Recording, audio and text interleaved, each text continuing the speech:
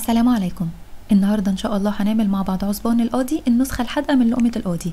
لماذا سميت بهذا الاسم مش عارفه، هو اسم جه بالي كده علشان هعملها شبه لقمه القاضي او الزلابيه، ايهما اقرب.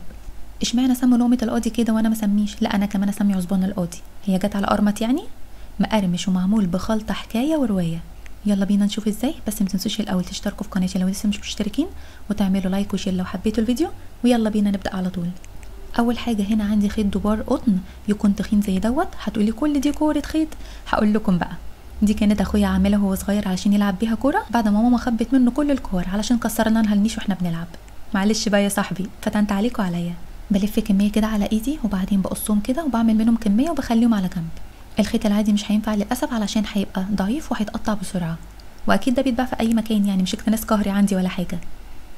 وبعد كده هنجيب العصبان او الممبار على حسب ما كل حد بيسميه، بس احنا بنقوله عليه عصبان. بعد ما نغسله كويس قوي ننقعه في ميه ومعلقه كبيره من الملح ومعلقه كبيره من السكر وليمون، حوالي كده نص ساعه، مش هيخليه فيه اي ريحه خالص. وبعدين نشطفه كويس قوي وندخل الميه جواه علشان نتاكد ان خلاص ما فيهوش اي بواقي خالص من محلول النقع. مفيش مانع نلعب بيه شويه كده وبيلز في ايدينا. وبعد كده نصفيه ونسيبه على جنب ونحضر الخلطه الجميله العجيبه. نجيب بقى حزمتين من كل الحاجات ديت، شبت وبقدونس وكزبره، ونفرمهم كويس قوي سواء بالسكينه او بالكبه زي ما تحبوا. بس لو هتضربوه في الكبه ما تخلوش لغايه لما يبقى عصير، يا دوب يتفرم حتت صغيره من غير ما ينزل ميه. وبعدين هنفرم كيلو طماطم ونخليه برضو على جنب كده بقشره زي ما هو، مش بنصفيه ولا حاجه. وبعد كده هنفرم بصلتين كبار. هنسخن حله ونحط فيهم معلقتين 3 كبار كده من السمنه ويكونوا مقلبزين كده، هو بيحب السمنه نعمل له ايه يعني. وعليهم ربع كوبايه من الزيت علشان السمنه ما تتحرقش والرز يطلع مفلفل من جوه. ونحط البصل ونشوحه لغايه لما يدبل خالص. بعد كده ندق توم، حوالي كده معلقه كبيره من التوم المفروم، ونحطها على البصل بعد ما دبل ونشوحه لغايه لما ريحته تطلع من غير ما يغير لونه. ليه؟ علشان ما يمررش. بعدين هنحط عليهم الطماطم بقشرها عادي. المحشي غير الخضار بنحط له الطماطم بالقشر، مش هيغير لا طعمه ولا قوامه، لكن الخضار لازم بنصفي له الطماطم. وبعدين ناخد بقى التوابل ديت، ملح وفلفل اسود وكمون وكزبره وبابريكا وشطه، ونحط معلقه صغيره من كل الحاجات ديت وندوق، لو محتاجين تاني نزود على حسب ما انتم بتحبوا. بس الشطه مكترش منها، يا دوب كده نص معلقه علشان اللي بيحبش الحراق. وهنغطيها ونسيبها لغايه لما تتسبك. وبعد بقى ما تبرد وهي دافيه كده شويه هنحط على الخضره والرز. كميه الرز لكل كيلو عصبان بتاخد حوالي كيلو الا ربع من الرز، يكون مغسول ومتصفي مش بيتنقع. ونقلب كله على بعضه وبس كده، الخلطه الجميله بقت جاهزه. جبت ازازه بلاستيك صغيره قطعتها من النص كده علشان احشي بيها.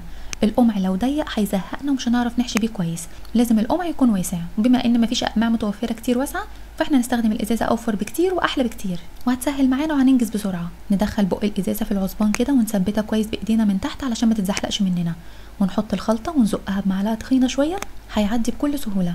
وبعد ما ندخل كميه بنوزعها ونبططها كده، لازم نبططها كويس على قد ما نقدر علشان ما يفرقعش مننا وهو بيتسلق. بعدين نجيب الخيط اللي احنا قصيناه ونربط الطرف، وبعدين نسيب مسافه ونربط تاني، وهكذا لغايه لما نخلص الكميه كلها. ولازم نتاكد ان الاطراف تكون مربوطه كويس علشان ما تفكش.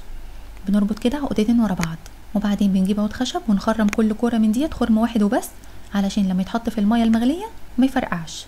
بعد كده بنغلي ميه ونحط فيها بصل وجزر وطماطم وحبهان وورق لورا، وننزل فيها العصبان كده شويه شويه. اول ما بينزل في الميه بيتنفخ علينا على طول كده، ونغطيه ونسيبه حوالي من 20 دقيقه لنص ساعه. بعد ما بيعدي الوقت بنشوف واحده فيهم، نشوف الجلد بتاعها كده، اذا كان طري كده ومش بيشد معانا يبقى كده هو تمام استوى، والرز طبعا لازم يكون مستوي. وبعدين بنطلعه ونصفيه ونسيبه لغايه لما يبرد خالص، وبعدين بنقليه في الزيت يكون سخن زي ما هو كده من غير ما نفكه، عشان لو فكناه قبل القلي الرز هيقع في الزيت وعينكم ما تشوفوا الا النور، هنلاقي الرز عمل مفاعل نووي وفرقع في المطبخ كله. وبعد ما بنقليه بنطلعه على مناديل المطبخ يمتص الزيت الزياده، وبعد كده بنشيله على طول، ما نسيبوش على المناديل علشان ما يطراش. عايزين بعد كده بقى تحطوه في مصفى، عايزين تحطوه في طبق براحتكم عادي، المهم ان احنا شلنا المنديل من تحتيه.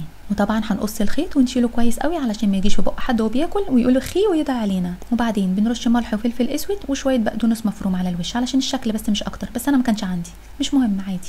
طعم خطير خطاره ما حصلتش. لو عاملين زياده وعايزين تخزنوه بعد ما يتسلق نسيبه لغايه لما يبرد خالص ونحطه في اكياس كده زي ما هو وندخلوه على الفريزر على طول. وقت ما نيجي نستخدمه بنطلعه يفك خالص وبعدين بنقليه. طلع منه حجمين، كور وبيل. البيل الصغيره دي كان اخر حاجه عملتها علشان الرز ما كفاش، كسلت اعمل خلطه تاني فقللت الكميه وبس كده. جربوه ان شاء الله هيعجبكم. ما تنسوش تعملوا لايك وشير لو حبيتوا الفيديو، واشوفكم ان شاء الله على خير الفيديو الجاي، وباي باي.